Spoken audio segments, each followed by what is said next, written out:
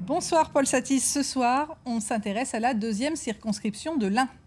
Bonsoir Claire, elle se trouve cette circonscription tout au sud du département, sa proximité avec Lyon, mais aussi la présence de la centrale nucléaire du Bugey à Saint-Vulbas lui donne pas mal de dynamisme à la fois démocratique et économique. Alors politiquement, ça bouge également, ça fait maintenant 15 ans que le républicain Charles de la Verpillière en est le député, plus pour longtemps, puisqu'il ne se représente pas et sa succession, bien sûr, est très disputée. Franck Grasso avec Marine Zamit.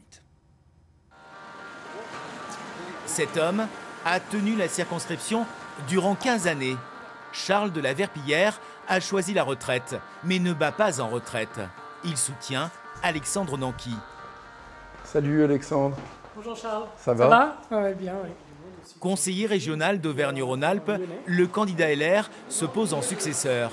J'espère, et on fera tout pour que ce soit mon successeur, effectivement. Dans un département à droite, Alexandre Nanqui pense avoir tous les soutiens en main. On a la très grande majorité des maires, puisque les 2/3 des maires nous soutiennent, les communautés de communes. On a le soutien du département, et notamment de Jean de Guéry, président du département, et le soutien de Laurent Wauquiez sur la région. Donc on a une vraie capacité d'action. Cette famille politique a longtemps été celle d'un adversaire. Romain Daubier, pointé chez les Républicains, il y a quelques mois encore. Il a finalement choisi de rallier la Macronie. Aurait-il été vexé de ne pas avoir été choisi comme candidat LR? Il s'en défend. C'est pas du tout le sujet. Ça aurait été le sujet dès le 17 novembre au soir. Je serais devenu tout rouge, j'aurais fait une colère et j'aurais claqué la porte. Ça a été un long cheminement et puis comme une évidence. Et c'est un certain nombre de textes structurants utiles pour la population qui seront votés dès le mois de juillet avec une majorité large pour le président. La deuxième circonscription de l'Ain touche la métropole de Lyon, mais ne tire pas là l'essentiel de sa force. On y trouve une plaine industrielle de quelques 8000 salariés, sans oublier la centrale du Bugey. L'électorat y est bigarré et le Rassemblement national toujours prêt. C'est un parti quand même un peu particulier, on est beaucoup critiqué, etc. Mais on est toujours là et on se bat avec nos convictions. Voilà, je crois que c'est un moment important. Longtemps dans la droite traditionnelle, Olivier Hérault dit avoir retrouvé le goût de la politique au RN. Ouais, je pense qu'il y a une possibilité, surtout que dans la circonscription, ça a voté à 45% pour Marine Le Pen.